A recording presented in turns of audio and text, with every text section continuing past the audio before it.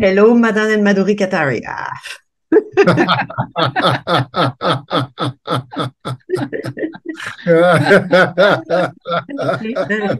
Hello, Linda Master. It's like this year is the 20th anniversary of the School of Laughter Yoga. It's also the 20th anniversary of my practicing laughter yoga and our first meeting in Montreal.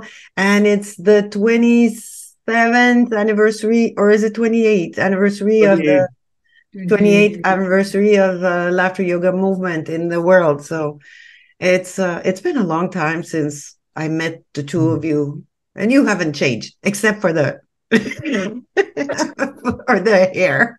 Every time I look at these pictures, it's like, yeah, we were younger. You're still young at heart.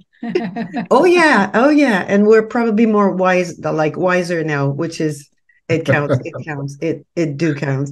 So, thank you for being here this morning or this afternoon for you. It's this afternoon for this morning for me. So, I wonder in all these years, like, do you have like first of all, you've traveled all over the world, the two of you, because I remember in 2003 you were traveling for 2 days training, which must have been exhausting because with the time difference and the time zone, like you arrive to a place, you teach for 2 days, and then you fly back. It's like, am I jet lagged or am I jet lagged? That must have been really, really hard then. So, do you remember what's the most fun you had in one of your travels? Like, it might have been in teachings So or laughing with a group or a conference or whatever. yes. First of all, congratulations, Linda, for completing 20 years of Laughter Yoga movement. It's Mm. really a long time for your hard work, for your dedication and passion for Laughter Yoga. Now, your question is that how do I find my travels around the world spreading laughter? Uh, my answer to this is when you are in love with something, then you don't know how much you are working. So this was something which we both loved so much. We were so passionate about laughter yoga. So uh, since this was something new to be introduced to the world and everything, and fortunately everybody loved it. And this work is so much of fun, and who wouldn't like to do that? So for us, traveling and spreading laughter yoga was more than fun. And of course, at the end of the day, sometime after traveling and working for 1 day training, 2 day training, it was exhausting, but then very satisfying journey for us. Because what we see, the seeds we planted 28 years ago, is become a big movement. And that makes us feel so good. So we never get tired until now. Somebody calls me, oh, what do you want? Okay, I'm there. Yeah. Well, as I could say, Really? like Sorry, go in ahead. 99, yeah, in 99, we had gone to US. And I think that was the most fun, journey of ours because there we lived for about a month and we went to uh, 14 cities and we did 24 seminars and workshops. With So Steve Wilson. with Steve Wilson and Pam. So that was really great, to know about America, to know about the Western world. It was a very inspiring and uh, I can say that uh, it gave us a lot of confidence and that, yeah, people do accept laughter yoga. And that time it was not yoga, but we had not named it as yoga, laughter yoga. But we are saying it is from yoga because since we are exhaling and inhaling more of oxygen, so that's the reason that we do this. But that was the most funniest, I think, the most fun we had during that time. What was it called if it wasn't called laughter yoga then? No, actually, when Steve Wilson invited us, it was like certified laughter leader training program, Ah, not okay. laughter yoga. So he was little skeptical about laughter yoga part of it because he thought that people find 10% or 5 to 10% people find laughter, yoga as religious stuff. I Yeah. said, what about 90%? So I say, I go with 90%. But somehow we didn't talk about much laughter yoga in our first trip. Though in India, we call Hasya Yoga. So it was developed with breathing practices, and I insisted the word with laughter yoga, and it really gave us advantage that yoga is a serious discipline, well recognized all over the world. So combined with laughter was a very good combination. Yeah, that was one of my questions. Like, what gave you the idea to call it laughter yoga? Because some people are really, what's the word? Réfractaire. Skeptical. Yeah, or some people are really upset with the name laughter being attached to yoga because they say, well, yoga is a very sacred practice, and yeah, laughter yoga is also a sacred practice because it is something to lift your spirits. And thinking about the laughter itself is unconditional and pure laughter. So we are not taking jokes, humor, comedies which are negative and put down or something. So negative part of humor was taken off, and then we took the pure part of unconditional laughter, which is childlike. Yeah, we still have to explain it because some people are still focused on that. Oh, that gives me okay. So it's interesting to know because I was curious about that. Like, where did that idea of calling it yoga came to you? Because Madhuri, you're a teacher. Yeah. Madhuri was practicing as a yoga teacher those days, and we were also doing yoga at home. And when we ran out of good jokes, and people asked me to stop the laughter club, then I think I found that we started laughing without any reason and as a form of exercise. And then one day we used to practice breathing exercises every day. And I found a lot of parallel between yoga breathing and laughter itself, and found that laughter is a kind of a breathing exercise. When you're laughing, you are breathing out exercise. So that clicked me that yogic part, or not only breathing and laughing together, the component of unconditional laughter. And also we cultivated childlike play. Children laughter is much more pure laughter because it's coming out of play. So that all these circumstances, yoga means to unite, to connect. So later we found that laughter clubs were a very good connecting, joining force, bonding between the people. So we found that after practicing laughter yoga, people became very kind, generous, connecting, helping, supporting. And that was the spiritual element coming out of it. And everything was pointing that this is what we are doing is a yoga, not only laughing and breathing. It is much, much more beyond laughing and breathing. It is like a social connection, which was much needed. Yeah, it was. It's at another level. In the level. So it actually evolved. We never planned and thought about it. I just called it yoga in the beginning because it was inconsistent with breathing practices from yoga. And later on, as it unfolded, I found a lot of huge yogic wisdom behind it. Maybe some spiritual element which also is connected with. Yeah. I know that when I'm doing my breathing exercises, the Kapalbhati,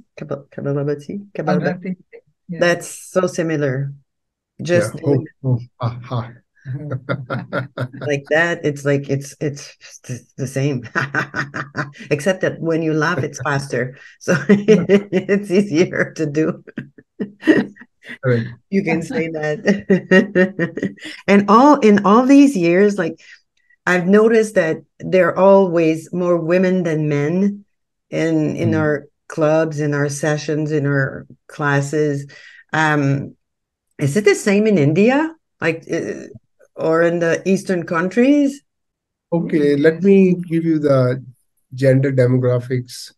In the Western world, it's all like 80% women. Yeah. only 10 to 20% men. But in India, we have something like 30 to 40% men, but still woman power dominates here. Mhm. About 60 to 70% are women. And some clubs are only women club. Men's don't. Normally, some traditional women are very conservative and Oh, then they it's would a not. question of like the culture. Like they're Yeah, very culture, conservative, yeah. so they prefer So, to don't have any men. Yeah, and uh, also like, they like to celebrate festivals and all, which men don't like. So that's why they make their own clubs where they can do whatever they want.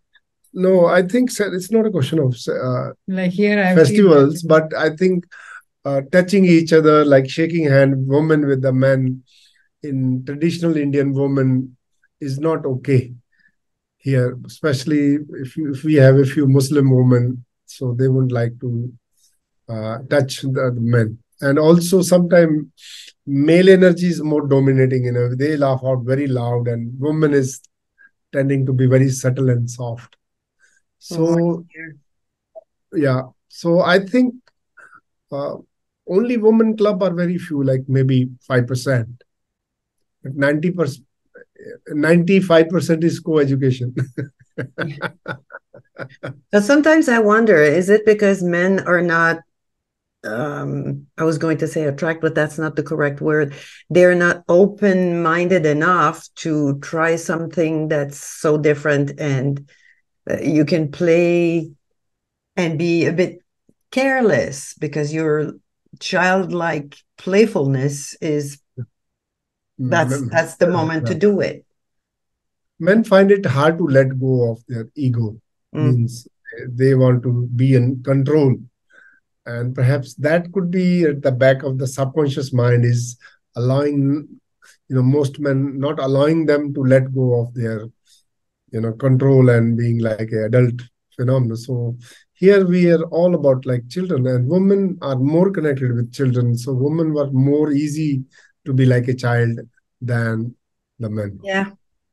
Now men actually who come to laughter club, they have more develop their female energy over a period of time, and they also become very playful. Yeah. Well, yeah. I have a like last laughter club that we did here. I'm still running my laughter club, by the way. The last meeting we had, it was equal men, women, same number. Yeah. Wow, And I great. looked and I thought, wow, okay, cool. Like Yeah. this is not like Oh, most of the times we have more women than men, and it's the same everywhere in the classes, in the trainings, in the programs, in the laughter club, I and think men need more laughter than yeah, women. especially especially now. So during all these years, I'm sure that you both, I remember a time that we were together. It was in Oceanside and you were traveling. I can't remember. I think that you were supposed to go teach in Canada and you didn't have your visa to Yeah. go. And you were at the airport when you realized that, or what you were with us. And then Madhuri was in India and you forgot something in a magazine, or I can't remember that, but Yeah. this is the kind of situation where the stress level goes up. Like it's like, what am I going to do? I remember that. And I would like for you to say what you do in these times, because I've been using that since then. So, There are many Madhuri, I'm situations. sure that you also experience that kind of stress, like, Yeah, I think No, not actually, once, actually many times we face such situations where Mhm. things can be worse. But this is what we learned from laughter yoga, that you know if we keep cool, things really get sorted out. you, Yeah. you can find a solution, you can find a creative way to do the things. So we invariably find the solution if you are keeping calm. But how And do you keep calm? Because this is human nature. When the brain starts to, the heartbeat goes faster, and it's like, ah. So I keep calm, keep calm. It's one thing to first repeat time I that. remember when I was being interviewed for my US visa first time, and they rejected my visa, and you can't go. I said, okay, I can't go, but can I know the reason why I can't go to America? That was before Laughter Yoga. No. Actually, when I applied for a visa, and they refused my visa. So they tell me, this is not there, this is not there, you can't go, you can't go, you can't go. Like, it was putting me under pressure. So I said, okay, I can't go, but I think please think about it. But I'm going to make Americans laugh, so it's your loss, not mine. Yes. And then after a few minutes, he started smiling with me, and he said, okay, so tell me, how can you keep calm when I was trying to put you under pressure? Most people become nervous in the embassy. I would have cried. I said, look, I mean, this is something which we learn from yoga. So the yoga practice helps you to keep calm. And same for you, Madhuri? Yeah, definitely. Madhuri is very cool. Yeah, I've seen her in a few occasions where things were like, and she was moving very slowly. I was thinking, how can she do that? Because it's probably something I should probably try yoga more. I think yoga is good.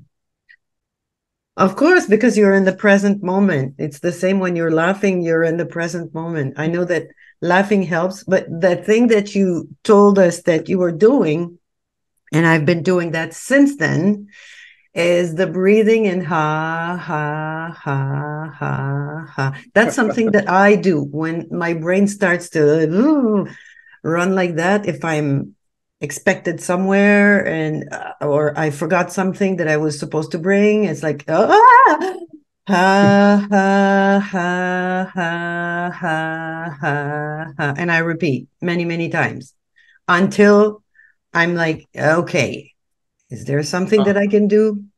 This is called haha mantra. Yeah, that's a good one. It helped me many times. So that's the thing that I remember that. Direct outcome of laughter yoga. Ha ha ha. Ah ha ha. Can't do anything, just laugh about it.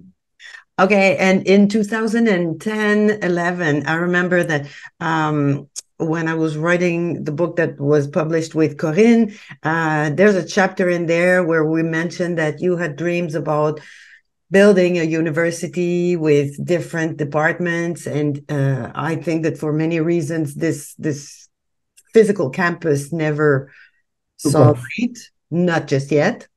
No. So now in 2023, do you still have a big dream like that, or you still dream something? Of course. See, what is it? I think campus will take its own time to come, but the idea is still developing. So I have not stopped dreaming about the universal international center of laughter yoga. But I don't have much business experience. I'm not very good in collecting funds and making the whole things. But I have started making the systems and procedures about what will happen, how the laughter yoga movement, because we are now 68. I'm 68 and Madhuri is 3 years younger to me. Way younger. Younger. So I thought that people might have a question that what happens to the laughter yoga movement after we go physically from this world. So I'm creating a kind of a constitution of laughter yoga. That how would laughter yoga operate after we physically go, and who will look after, who takes over laughter yoga after Katarias. So for that, I'm still writing a constitution, and back of my mind is a headquarters of laughter yoga, which is a non-profit organization, which is now we think that might develop slowly in Nasik, where we are now grounded here. So I think divine has his own time, because we may try hard to do manifest many things, but if you see, the mission is still going on. We have thousands of leaders and teachers around the world. The teaching, coaching, training system still. So physical campus will happen with its own time, and I'm not worried about it as long as the system is working. Yeah.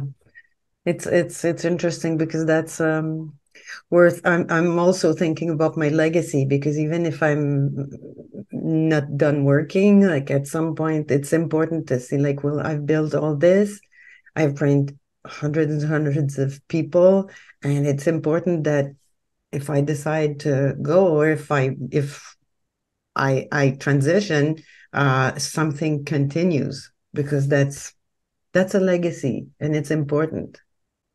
I think, Linda, you have done enough work, and your students you have trained, they are going to carry your legacy. Yeah, no, that I know. I just look at everything that's on my to-do list, and I think, well, for all my clients, for everything that I have, it's important for someone to take over, because this has to continue. I think maybe some of your brilliant student can Yep. take over. I have one in mind right now. She's just very busy at the moment, but I have her on my radar. I told her to. Okay, so you ready to do an exercise with me? Yes. How about we do the finger thing, laughter? Yeah. So Please. you know it. You know it. I know it. So let's do it together. Ha. Yeah. Ha. Ha ha. Ha. Ha. Ha. Ha. Ha. Ha. Ha.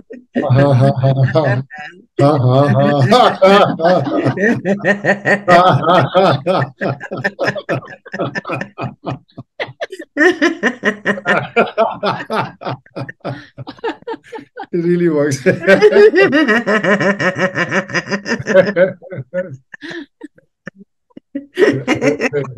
Every time.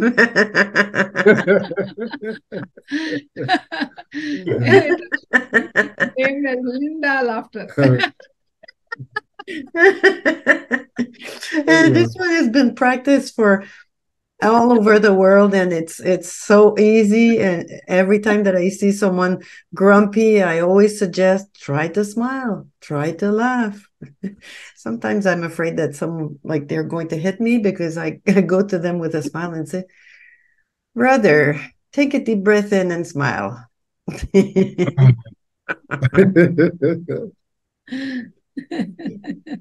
Thank you very much, Linda. Thank you so much to both of you.